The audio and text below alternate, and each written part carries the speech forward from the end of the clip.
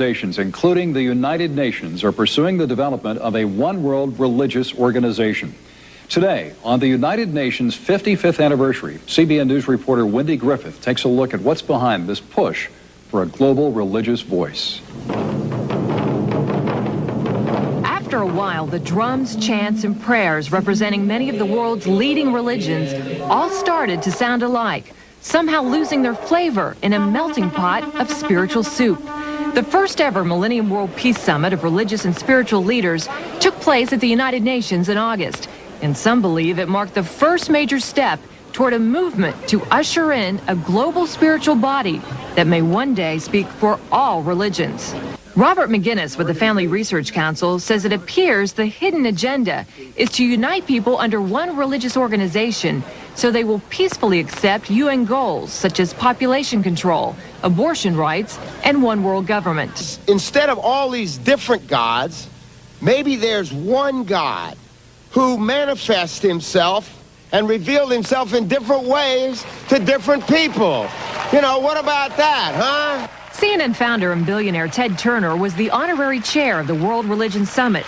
Turner, known for his critical views on biblical Christianity, promoted the New Age concept that there are many ways to heaven.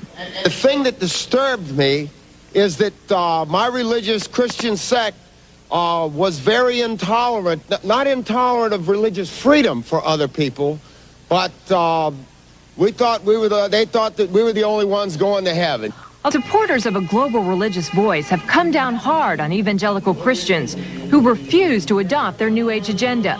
Although the URI says it is not a religion, critics say it does preach a theology that teaches acceptance and diversity among all faiths. Those who push for a global religious organization believe that all religions, while different on the surface, are each valid pathways to God. To understand the New World Order and the New Age worldview, we must go back into history and examine its origins. But first we must define our terms. By New Age, I am speaking about a worldview that has many facets and components, such as astrological and zodiacal beliefs in the New Age concept, channeling higher powers to achieve knowledge, meditation, the belief that all is one or forms of monism, the belief that we can attain godhood, esotericism, or in other words, reinterpreting ancient texts to find hidden meanings and unify all religious belief into one, the belief that we need a one-world system for the coming age of Aquarius.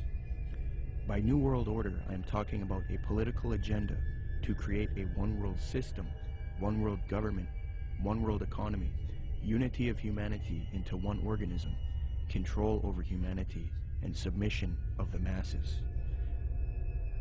But today, the largest countries of the world have agreed a global plan for recovery and reform.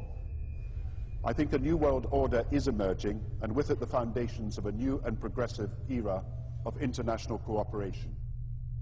To understand what is going on today with respect to the New World Order and the New Age movement, we must have recourse to the 19th century organization called the Theosophical Society. This organization in particular, among others, is largely responsible for the modern New Age movement and the political doctrine known as the New World Order. The founder of this organization was a woman named Helena Petrovna Blavatsky. Born August 12, 1831, Helena Blavatsky was very interested early in her life in the supernatural and the mythological. From 1848 to 1858, Blavatsky would travel the world to ascertain an understanding of the religious traditions of the world. She claimed to have traveled to South America, Egypt, Canada, France, Greece, Mexico, Tibet, India, Germany, and England during this time. It is said that during this travel, she learned many mysteries, secrets, and occult knowledge from every walk of life.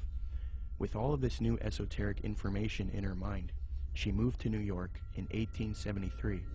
Then in 1875, she formed an occult organization called the Theosophical Society. She founded this society with two men, Colonel Henry Steele Olcott and William Quan Judge. According to Olcott, Theosophy already had thousands of members and branches all over the world by 1885. After New York, Blavatsky and Olcott established the Theosophical headquarters in India and the membership roster grew increasingly as time went on. Blavatsky's influence came from her writings. Her first book was entitled Isis Unveiled, published in 1877. She started a magazine in 1887 called Lucifer Magazine. Her principal work, The Secret Doctrine, was then published in 1888. She then wrote The Key to Theosophy and The Voice of Silence. These works are now famous, and contained in these writings are the doctrines that helped mold the New Age movement to what it is today. It is said that part of Blavatsky's book, The Secret Doctrine, was channeled to her through an ascended master or highly evolved being called Kuthumi, who spoke to her. Belief in these ascended masters who communicate to humanity is very crucial when studying the New Age. We will look at that doctrine later. The age concept that says humanity is leaving the age of Pisces and entering the golden era or age of Aquarius was popularized by Blavatsky.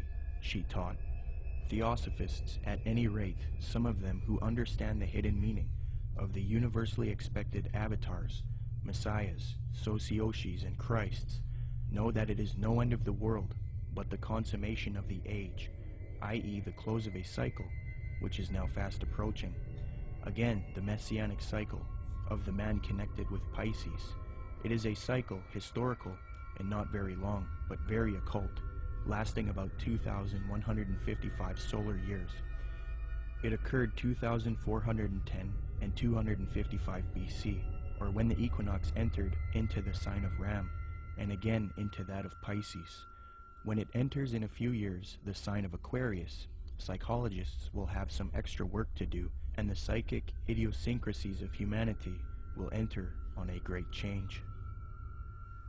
These Theosophists teach that Jesus was simply a representation of the age of Pisces, and that he was an initiate into the mystery schools, or cults of spiritual teachers and masters.